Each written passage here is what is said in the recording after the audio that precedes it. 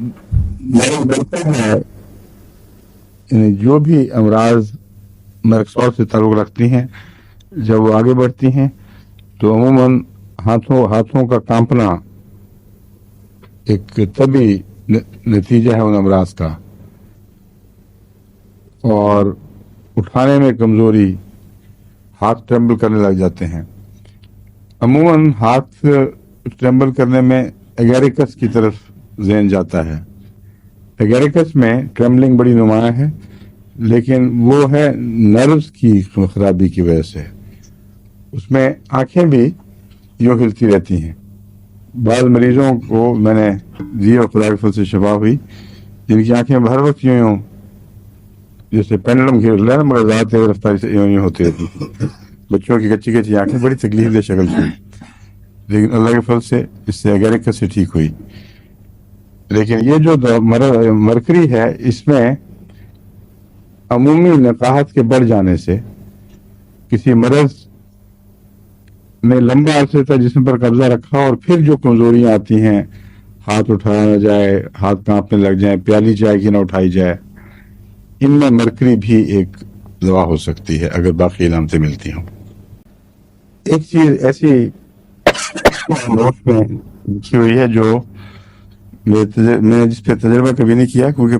کبھی پہلے اس طرف خیال نہیں آیا کہ ایپیلیپسی سے ملتی جلتی بچوں کی بیماریوں میں اور ٹویچنگز میں بھی اور ڈس آرڈرلی موشنز میں بھی یوں ہاتھ یوں ہلنا شروع ہو جائے، کہ ٹانگ میں ایک حرکت آ جائے، اذان میں ایک غیر منظم حرکت ہو جائے جس کو کنٹرول نہ ہو بلکہ از خود شروع ہو جائے، اس میں مرکری اچھی دوا بیان کی جاتی ہے۔ ایپیلیپٹی فارم مراد ہے ایپیلیپسی اور اس سے ملتی جلتی بیماریوں میں، ڈاکٹری معنی کے مطابق ایپیلیپسی نہ بھی ہو، لیکن ایپیلیپسی جیسے حالات ظاہر ہوں تو ان میں یہ مفید بتائی جاتی ہے، لیکن میں نے اپنے طور پہ کبھی اس کا تجربہ نہیں کیا۔ اور بچوں کی ایپیلیپسی کا صرف خاص طور پر ذکر ہے اس میں۔ ایک چیز جو بہت نمایاں ہے مرکری کے مزاج میں، وہ جلد بازی ہے اور صبر کا فقدان۔ بہت تیزی سے چاہتا ہے آدمی کام کا ہونا یا کام کا کرنا، اور اسی لحاظ سے اس کا ٹیمپر بھی ایسا ہی ہے، ایک دم شوٹ کر کے اوپر نکل جائے گا اور پھر ایک دم بیٹھ کے نیچے چلا جائے گا۔ اور وہ جو مرکری کا مزاج ہے وہ ٹیمپرامنٹ میں بھی پایا جاتا ہے، لیکن بعض دفعہ جب پاگل پن کا رجحان ہو تو یہ چیز خطرناک بن جاتی ہے، کیونکہ جو امپلس ٹو کل یہ جب مرکری کے مریضوں میں آئے تو یہ فوراً اٹھتی ہے، اور اگر حادثہ ہو گیا تو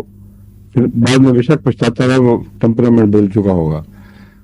لیکن اس لیے مرکری کے مریضوں کا بر وقت مرکری سے علاج ہونا ضروری ہے، پیشتر اس کے علامتیں ذہن کی طرف منتقل ہوں۔ ایسے مریض بعض اچانک خودکشی بھی کر لیتے ہیں، کیونکہ وہ امپلس ہے کسی جذبے سے مغلوب ہو کے، تو فوراً چاہتے ہیں کام کرنا۔ کئی لوگ تو کنٹمپلیٹ کرتے ہیں، دماغی خرابی صرف ہو وہ خودکشی کنٹمپلیٹ ہی کرتے رہتے ہیں، اور ویسے بعض دفعہ